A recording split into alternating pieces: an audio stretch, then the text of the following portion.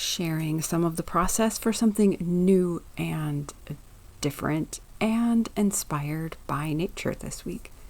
I'm Melinda, and welcome to my studio.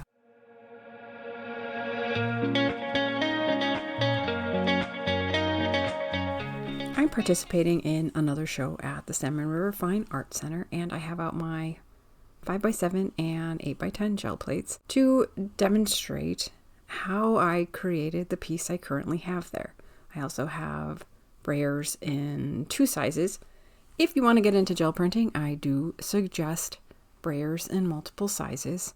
I'll be using my favorite and relatively budget-friendly Liquitex Basics paint in silver, iridescent graphite, gold, and light pink, which if you've seen many of my videos, you know is a strange color palette for me, but you'll understand why. And I'm using Liquitex Gloss Medium to achieve a translucent look, even on the gel plate. My tissue paper is medical exam paper, cut down to size with my favorite scissors, which will be among the materials linked to in the description. I'm starting with some pale pink.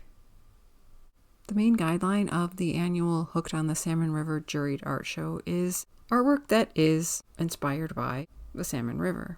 My vision was a leaping salmon, and I looked at many pictures of salmon you would find in our local rivers, most notably the Salmon River, which for the vast majority of people who aren't salmon fishing aficionados or local, you may never have even heard of the Salmon River in Pulaski, New York, let alone know that it's world famous for salmon fishing. You may have noticed that I used the gloss medium along with the pink to make it more translucent. Any of the colors that have a little bit of white to them can be a little more opaque than I like for this. Rolled off the excess on my small plates for an even gentler look. Applied the medical exam paper. I did get some wrinkles there, which is not ideal, but I find it very difficult to apply without getting any wrinkles. And here are the results. I know they're hard to see on camera, but I have that gorgeous sheen to a nice light pink for the gradations that you would see on the side of a salmon. And here is the darker one. As you can see, using the gloss medium, it is lighter than the original paint, which was the goal. There was some residual pink left on the plate, but I decided to go ahead and start my silver with it still there. It wouldn't harm the look, just enhance it. Liquitex Gloss Medium. And it's the same process with the silver. I needed paper that was both translucent and glossy, had a sheen to it in the colors you would see on the side of a salmon. As I started putting this piece together or assessing the papers that I had completed, I realized that things were going to go in a different direction than I originally intended. I ended up making an abstract piece that looks similar to a close-up of the side of a salmon. Not at all where I thought I was going, but rather in line with the style and techniques I've been working predominantly with lately. I actually started these papers, well, the originals of these papers, in a camper on a Thursday morning that I had to take a carload of teens home in the afternoon. The day before the deadline for submission of digital images of the pieces of art being submitted for the show for approval for the show. I really like how this one turned out. The dark gray you notice on the edges is from paint from a previous pull that had gone over the edge and dried on and was pulled up with this. I moved on to iridescent graphite, which is the basic color of the spots on an Atlantic salmon and the backs of an Atlantic salmon or steelhead. I wanted to get some papers with a very thin layer of color because this dark color goes a long way as a translucent layer in a collage.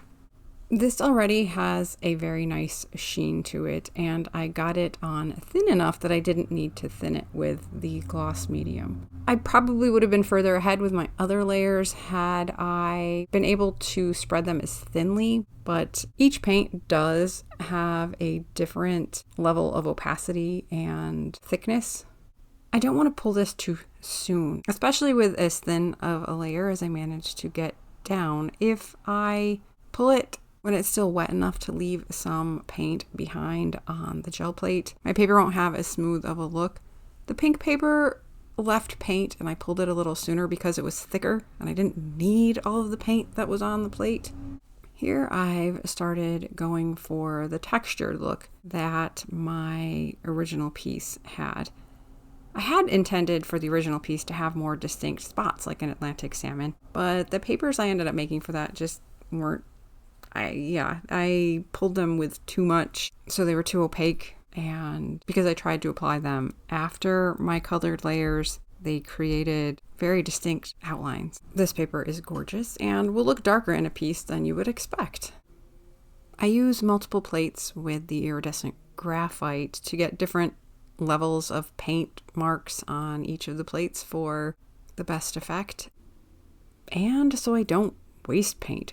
Using gel plates as your palette allows you to make some really fun, unique, background, colorful, interesting pulls and not waste any paint. I'm going to go for some more of the translucent papers. That is the effect I'm going for, but a little further spaced. And here I am speeding things up because there isn't a lot more to say about technique at the moment. I do need different tones to create my gradient. More silver, and here's something different. I put the gloss medium on the brayer for a smoother application because you may have noticed that when I would put it on the plate, the edges of it would be very defined. And it would lighten, basically remove the color where it touched. So in order to keep this smooth, I tried something a little different. That worked relatively well. I got way too much silver on this, so I did a quick pull of excess, which looks fine, and then did a second pull. Yes, I did use a second piece of paper. I edited that a little tight. And here is where I added a color that wasn't mentioned in the beginning of the video because I didn't intend to use anything white based, because I avoid using anything white based because I don't like the opacity. This, however, is iridescent white and I needed something lighter than I was getting. I moved on to some gold, and here's a look at what that would look like more when it's pulled as opposed to on this side. That was the second pull of the silver, which wasn't very smooth. And I went back to working on the graphite texture, the dark texture that I wanted. In my original piece, the pieces that I used in the collage had originally kind of been not really a mistake, but an experiment that I didn't expect would work as it did. Here on this plate, I decided to work on just a gradient itself, similar to the piece I would be making, just to see how it went. But I applied way too much pink to even remotely make this look the way I want it to. I rolled some off on a roll-off sheet and another roll-off sheet, then added some iridescent white. And since I couldn't really use the graphite, though I like the back of the fish to be darker, yes, this was working upside down for the gradient I want. I had to use silver to avoid getting the layer of graphite on too dark for the spots to show. I went way overboard with the gold applications. Knock it back. That first pull was pretty impressive, but it doesn't really work in this context. A little bit of gold goes a long way, and that's a lot of gold. Some of the darker color that was on the brayer came off. That looks interesting. And here's this pull, which Has pink where pink doesn't belong and spots that aren't quite how I want them. And yes, there is too much gold on this.